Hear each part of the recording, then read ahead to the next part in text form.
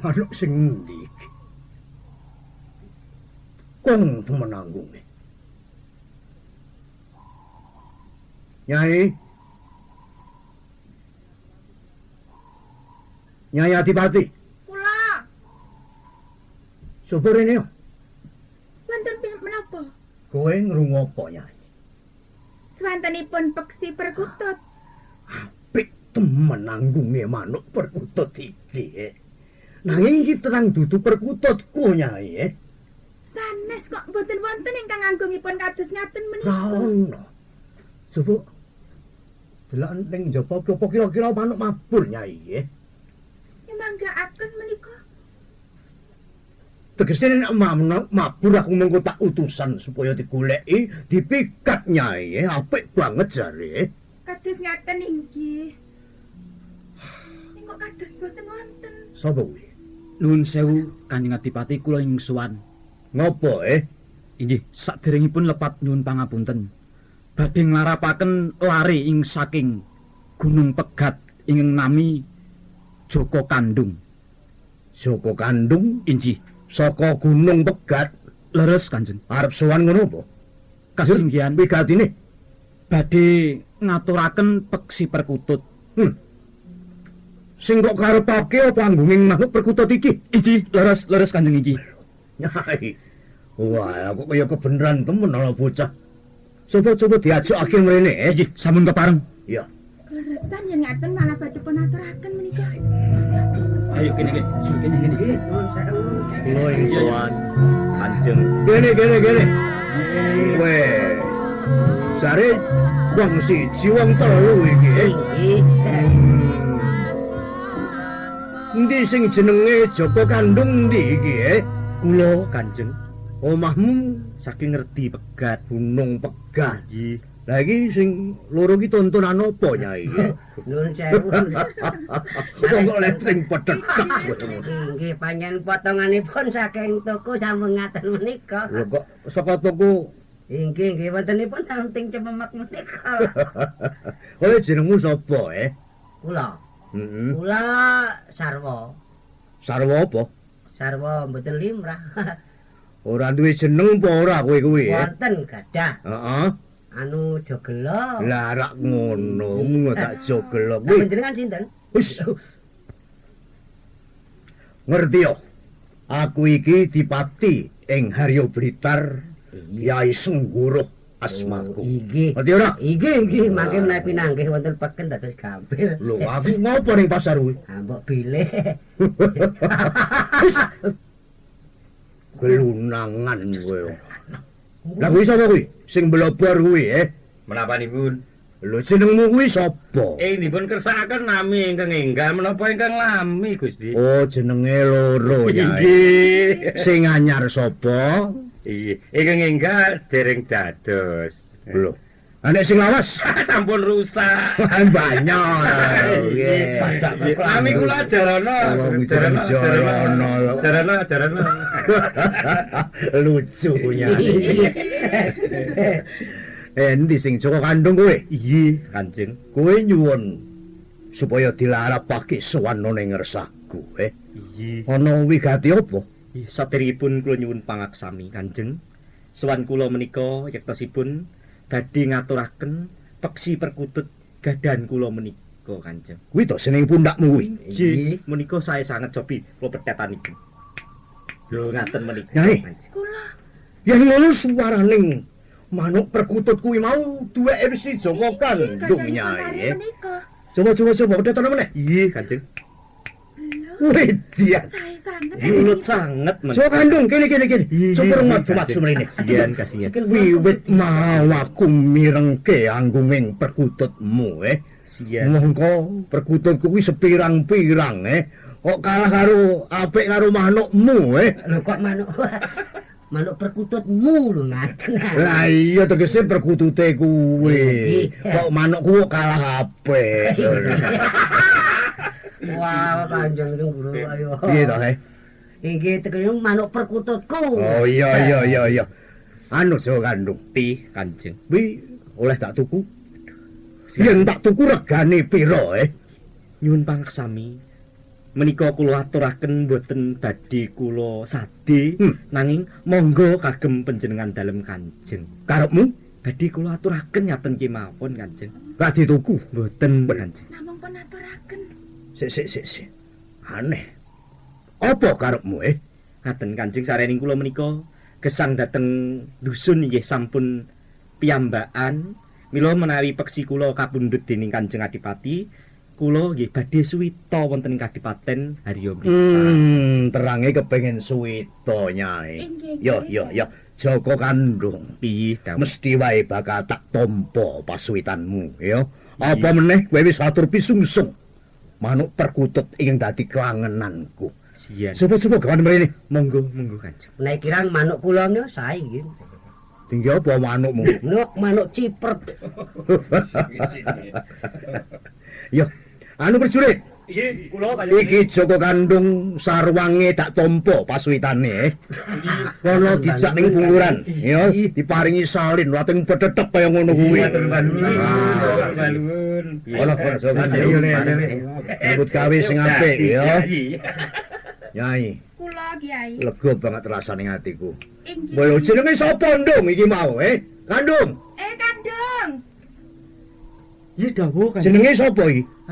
Menika anu naminipun Blawong Kanjeng. Blawong.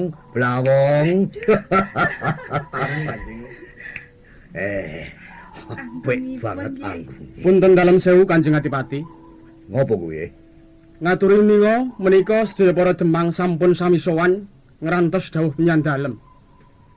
Iki mau apa dina pasuwanen lho, Bu? Oh, inggih. Nanti lali aku.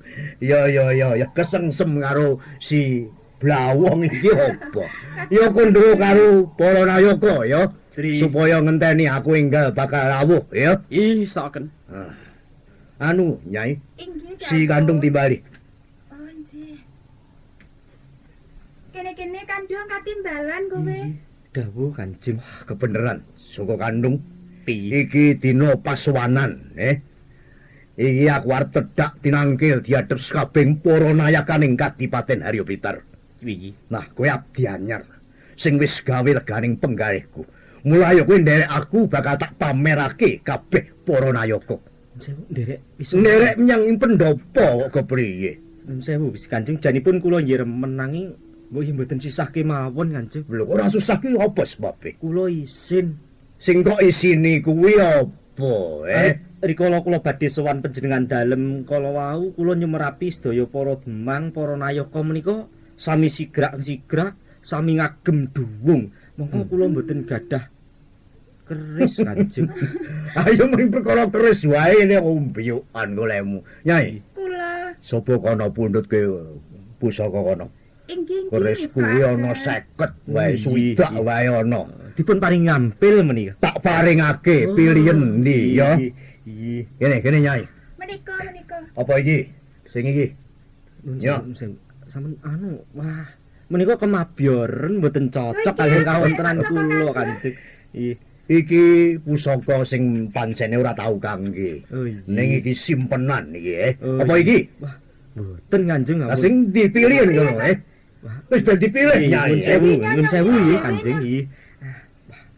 Wah, menika arep dikagengen. Lah, menika menapa Kanjeng? Nek kuwi cundrik. Ora cocok kanggo kowe kuwi cundrik Kyai Cepret. Yai cep. Kuwi duweke Dipati Nila Suwarna kang wis mati. Ora pantes kanggo gamanmu kuwi, Liyane wae. Apa kuwi sisine kuwi? Sebelum mati.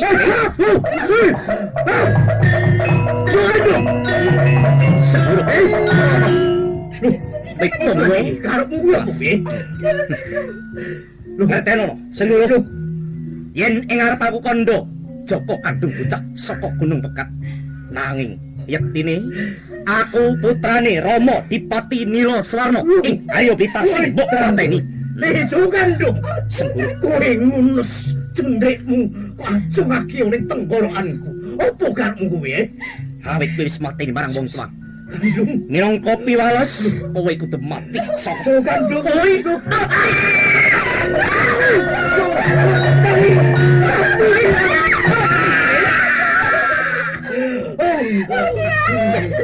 Kyai Sengguna. kepindah terus pirang. Panjenengan sentuh Kyai Sengguna. Joko Kandung. Teko cerita temen-temendakmu. Dene kowe suwitana ing Harya Blitar ditampa. Nanging pemalamet saya panjenengane Ki Ageng Sengguna Joko Kandung. Apa?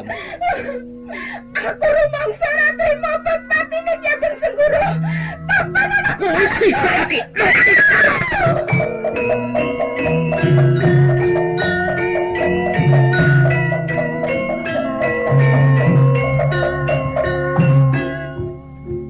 Lik.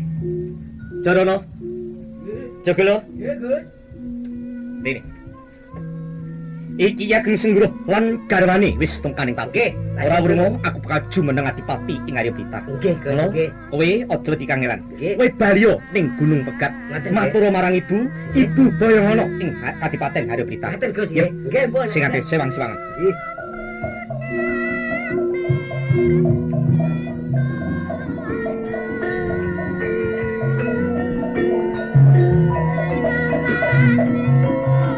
Iya to. Kabeh iki wis ngadya.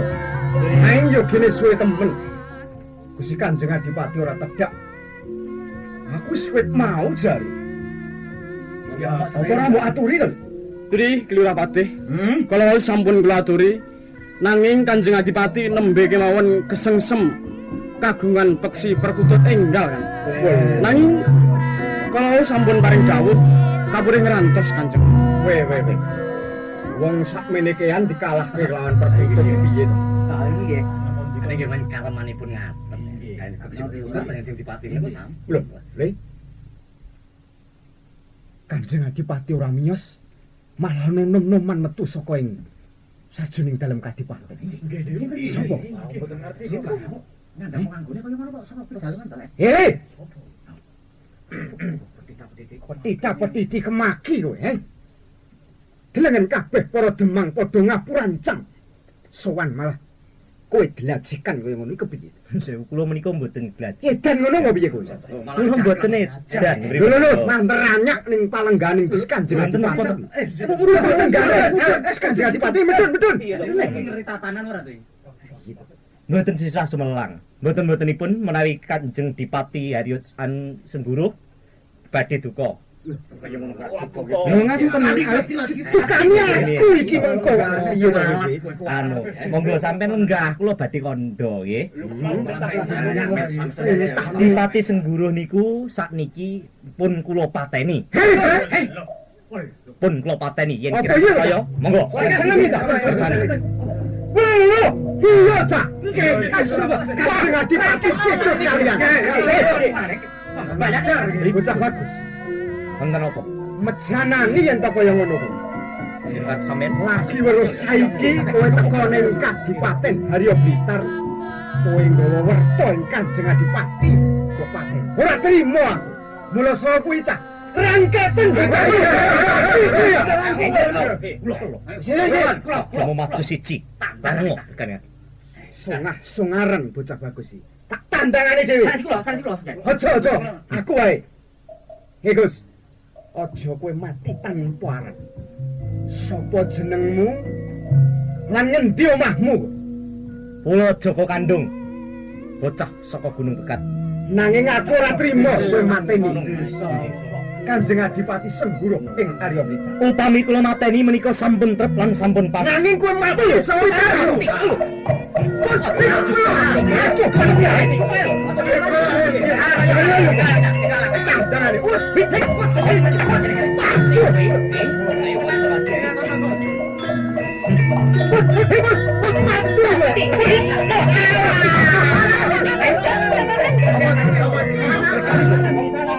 Ajaripun tiyang menika. Joko Kandung. Rasanipun niku. Iki mawon apa? Leren dhisik ya. Tiyang menika kirang pitados menawi kula menika putranipun Rama Dipati Nilaswarna ingkang sampun swargi. Lha kesanem pejanipun tiyang Monggo menika. dhisik Sapa sampeyan. wadon iso? Wadon nyingkir apa? Sapa kowe wadone? Ana sambungane apa karo bocah bagus? Iya padha sabana. Aku bakal kondo marang kowe kabeh para demang. Apa kowe lali? Yen to satemene aku iki rayung wulan, garwane Dipati Nilaswarna kang wis swargi. Kados pundi anggen kula pitados menawi panjenengan menika garwanipun Kanjeng Adipati Nilaswarna. Iya. Mesti wae kowe kabeh padha pangling marang aku. Jalaran aku wis tuwa kaya ngene. Nanging mbok menawa kowe kabeh ora lali 17 taun kang kepungkur. Nalika semono aku isih nggarbini 3 sasi. Aku nyidam kepingin mangan iwak badir bang sisik kencana. Banjur Kang Mas Dipati utusan Ki Ageng Sengguruh supaya ngupati badir bang sisik kencana. Nanging manut ature cumandha ana ing Kedung Gayaran. Lan Kang Mas Dipati piyambak kang kudu mundhut ana ing Kedung Gayaran. Nanging ora nyono babar pisan yen kabeh mau mung kanggo kudung anggone mitenah marang Kang Mas Dipati Nilaswarna. Kelakon Kang Mas Dipati tindak ana ing Kedung Gayaran ngibarake jalane nanging banjur kecantol. Kang Mas Dipati njegur ana ing kedung dumadakan dikrutuk watu saka dhuwur dening Sima Lurik lan Wadya Balane. Kabeh kuwi mau utusane Ki Ageng Sengguruh. Nanging Banjur aku dislametake dening Wangking. Wangking. Lunga saka Kadipaten Arya Blitar. Aduh, para Demang. Nggih, kados pundi. Jroning aku lumaku. Kedarang-darang lakuku. Kebak ing panalongso uripku. Banjur aku madhepok ana ing Gunung Pegat. Ing papan kono aku nglairake ponang jabang bayi. Ya iki putraku. Joko kandung ana ing pengarepanmu iki kabeh. Gusti Putri Rayung Wulan menawi kados mekaten sampun nami trep yen to sedanipun Kanjeng Adipati Ki Ageng Sengguruh awit saking asanipun angger Joko kandung. Jalaran sedanipun Kanjeng Adipati Nila Swarna rumuhun ugi dipun pitenah dening Ki Ageng Sengguruh. Iya. Nuwun sewu. Nggih. Anak. Sapa kowe, Kak? Mosok padha pangkling. Sapa kowe? Nah Wangking ini. Wangking. Iya. Piye Wangking? Aku aja dianggep nyampuri perkara iki lan bebela marang Gusti Putri Rayung Wulan. Aku bakal kekandan apa benere. Iya Wangking. Joko kandung kuwi nggone tumuju ning Arya Blitar kuwi wis mawa pepedungan. Mergo sadurunge sowan ning ngersane Kanjeng Susunan Pakubono ing Kartosura. Iya. Terus kepiye? Nyuwun lilah kabeh ngono. Ya nadyan to dikaya ngapa wong kuwi pancen warisi. Dening panjenengane Kanjeng Susunan Pakubono diparingi palilah. Lan kanggo kekancing yen to wis bisa mbrasta ratuning praja ing Arya Blitar ya si Sengguruh kuwi bakal jumeneng Adipati kanthi ajejuluk nunggak semi Adipati Nila Swarna kekaping pindho. Nah kasunyatan iki dituwatake peparing ngersa dalem Kanjeng Susunan Pakubono sing wujud wujude ireng cemani. Oh ngono Wangking. Iya. Yen kaya ngono jeneng wis trep Wangking. Yen to saiki bagus Joko kandung jumeneng Adipati ana ing Arya Blitar. Kabeh para Demang iki bakal nyengkulo. Matur nuwun. Dumateng dika Pawan Bentar lan sagung para Demang. Nggih, Gus. Naing dika ugi sampun mireng kados mekaten bab sedanipun Rama Adipati Nila Swarna. Senadyan to ingkang utusan Ki Ageng Sengguruh nanging ingkang nindakaken wontenipun simalurik. Mekaten iki. Mula marang kabeh para Demang, Iya, kados apa ana siji ing antaraning kowe sing jeneng simalurik ing mengkene bakal pepetungan lawan aku. Gus. Si Malurik sakmenika sampun wejah. Dene cariyosipun mekaten. Nalika sasedanipun Kanjeng Adipati Nila Swarna rumuhun, kanggep ageng darmanipun menggaing Ki Ageng Sengguruh, lajeng dipun angkat dados senopati perang. Nanging watakipun songah sesongaran, kula mboten trima, lajeng kula tantang. Kula ajak gelutan. Ngantos dumuginipun pejah. Dados sakmenika sampun pejah si Malurik menika. Apa kaya ngono kabeh para Demang? Menika kados ngaten kula nilakaken ageng panuwun ingkang tanpa pami.